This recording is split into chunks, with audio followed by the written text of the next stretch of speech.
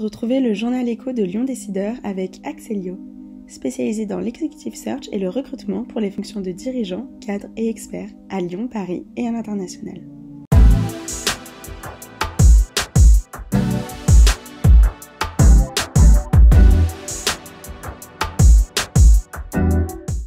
Bonjour et merci d'être fidèle au rendez-vous du journal écho de Lyon Décideur. L'inquiétude monte dans de nombreuses entreprises de la région quant à l'envolée des prix de l'énergie et les conséquences qui en découlent pour la bonne marche des entreprises.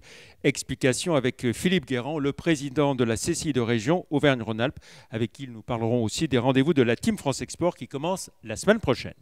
Mais tout de suite, quelques infos en bref avec Colodge, l'entreprise de Thomas Schmieder, qui veut devenir le leader français du co-living, une solution nouvelle en direction des jeunes actifs, mixant colocation, coworking et salle de sport dans des immeubles rénovés. Colodge veut passer de 500 chambres dans 25 villes en fin d'année à 5000 chambres dans 50 villes en 2026.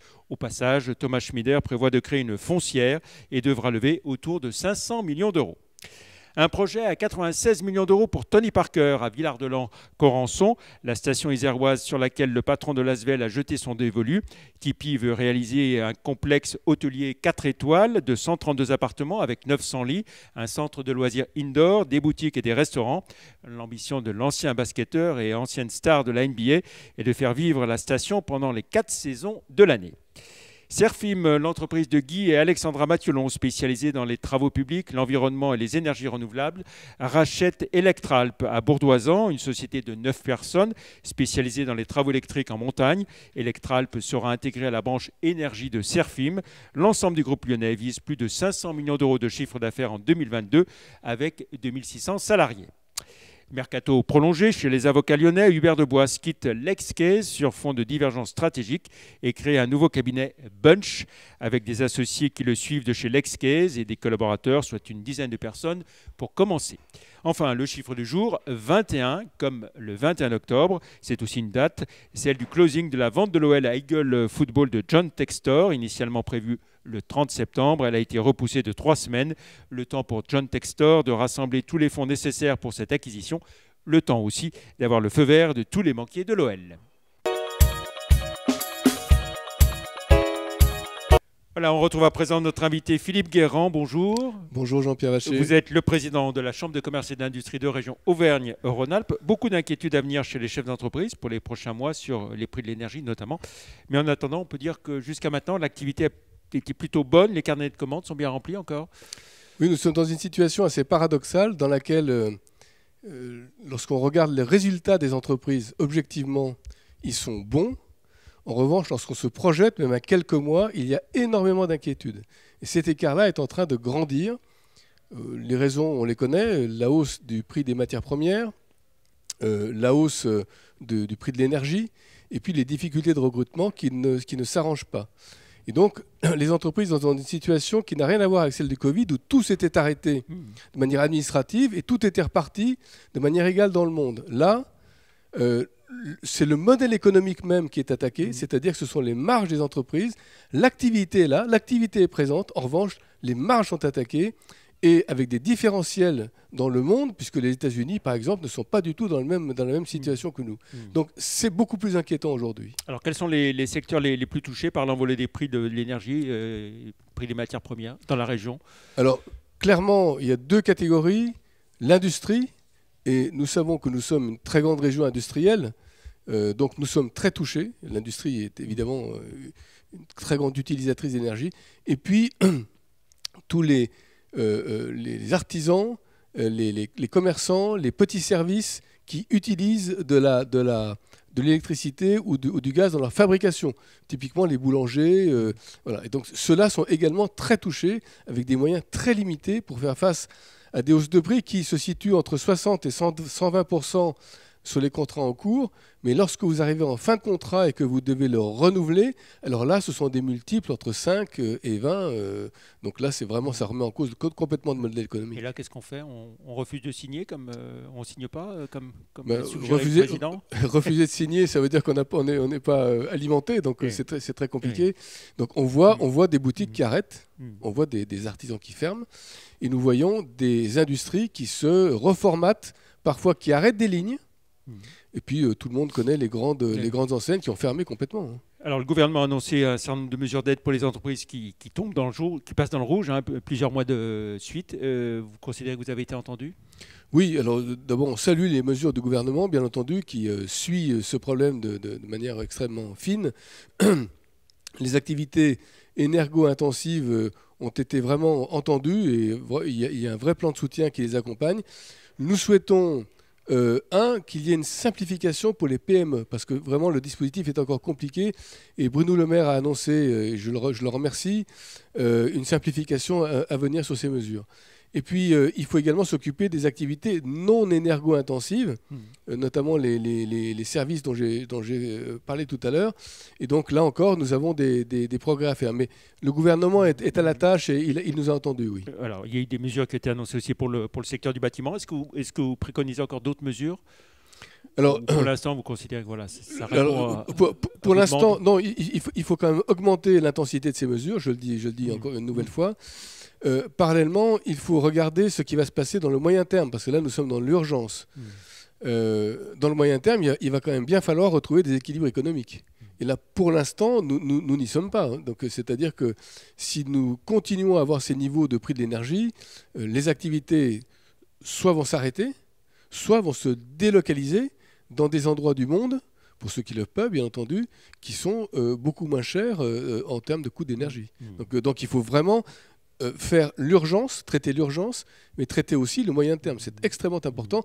Et notamment le prix de référence annoncé par Bruno Le Maire récemment, c'est un premier pas qui est très intéressant pour nous, le prix de référence. Suite à la réunion hier avec les énergéticiens. Alors le grand sujet, c'est aussi la sobriété énergétique, bien sûr, avec un effort demandé à tout le monde, notamment à toutes les entreprises, moins de 10% sur la consommation d'énergie. Comment est-ce que vous accompagnez, vous, Cécile de Région, les entreprises ? Alors, tout d'abord, les entreprises, ce sont des personnes adultes.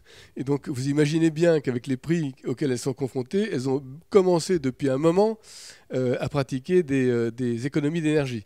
Alors, nous les accompagnons néanmoins. Pourquoi ? Parce que ces mesures d'économie, elles sont très formatées dans les grands groupes. Elles le sont beaucoup moins dans les entreprises où c'est fait un petit peu, je dirais, au fil de l'eau. Et donc, notre tâche, c'est de formaliser les choses comme le gouvernement l'a demandé d'ailleurs. Ce sont des plans, il faut véritablement bâtir des plans. Et c'est à ça, à la construction de ces plans, que nous aidons notamment les PME. Voilà. Donc nous allons les voir, ce sont des conseillers qui sont sur le terrain. Et nous bâtissons avec eux des plans que l'on formalise de manière à ce qu'ils aient une feuille de route pour arriver à ces 10% et qu'ils ne fassent pas ça au jour le jour. Sur la transition écologique, après l'été que nous avons connu, beaucoup estiment qu'il faut encore accélérer le rythme. Vous aussi, vous êtes de cet avis ? Oui, bien sûr. Les entreprises, vous savez, sont responsables, d'abord en tant que chef d'entreprise, deuxièmement en tant que citoyen, troisièmement en tant que parent, pour laisser une planète viable à nos enfants. Donc oui, bien entendu, nous en sommes conscients. Et nous allons accélérer. Alors, chez nous, en Auvergne-Rhône-Alpes, nous travaillons beaucoup avec l'ADEME sur des opérations de sensibilisation d'abord, ensuite de diagnostic et enfin d'accompagnement. Donc avec nos amis de l'ADEME, nous avons un plan très important qui est en développement. Et puis nos amis de la DREAL, qui sont également extrêmement vigilants sur tous ces sujets, avec lesquels nous avons travaillé notamment pendant toute la période de sécheresse pour diffuser les plans et les politiques publiques pendant cette période difficile durant l'été. Alors, dans quelques jours commence l'édition 2022 des rendez-vous de la Team France Export, après une année, on va dire 2021, catastrophique à l'échelle nationale en matière de commerce extérieur, avec un record historique de déficit. Ici, dans cette région aussi, plus de 5 milliards de déficit, alors qu'on est habitué à des excédents jusqu'à maintenant. Est-ce que la région s'en sort quand même un peu mieux que la moyenne nationale ? Alors, je crois qu'il faut vraiment distinguer deux choses. La première chose, ce sont les exportations. Et je pense que notre performance n'est pas mauvaise, puisque... 60 milliards d'exportations. 60 milliards d'exportations, et surtout, le premier semestre 2022 est en augmentation de 17% par rapport au premier semestre de 2021, qui lui-même était en augmentation par rapport à la même période de 2019, non pas 2020, bien entendu, mais de 2019. Donc on voit que nous avons une accélération, c'est 35 milliards d'euros pour le seul premier semestre 2022, donc nous avons une accélération des exportations, donc c'est plutôt une bonne nouvelle. En revanche, la deuxième chose qu'il faut distinguer, c'est évidemment le solde. Il ne faut pas confondre les flux et les soldes. Le solde de la balance, lui, il est négatif à cause de l'augmentation des importations. Donc c'est plus le sujet des importations que le sujet des exportations qui se porte quand même pas mal. Qui se porte pas mal. Voilà.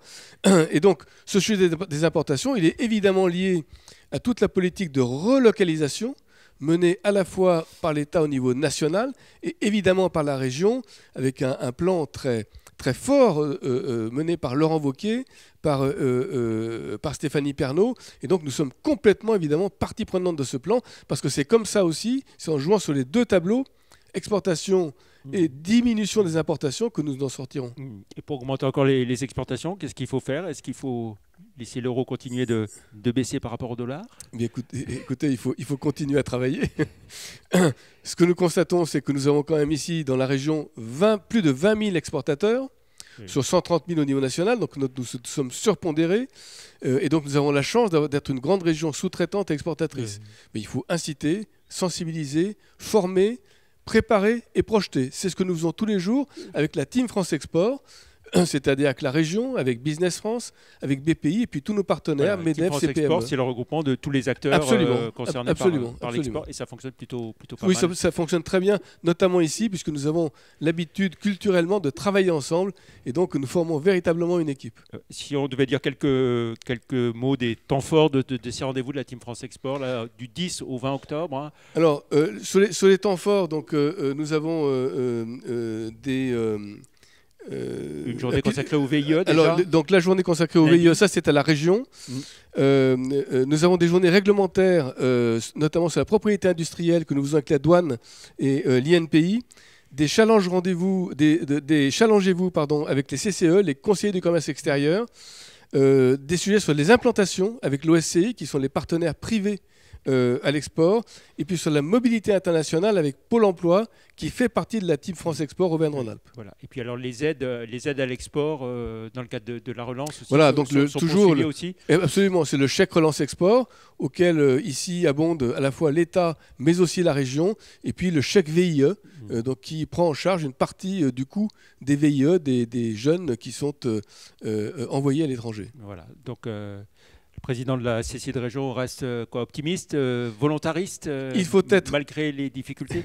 Oui, je crois, enfin, moi je suis chef d'entreprise, donc je suis forcément optimiste. Il faut être également vigilant en ce moment, optimiste et vigilant. Très bien. Merci beaucoup Philippe Guérand d'être venu dans ce journal Écho. Avant de conclure cette émission, je vous laisse découvrir Lyon Décideur du mois d'octobre, sorti ce jeudi avec une grande enquête sur ce que sont les vrais salaires des patrons, des sportifs et des politiques. Très bon week-end, à la semaine prochaine. Merci, au revoir.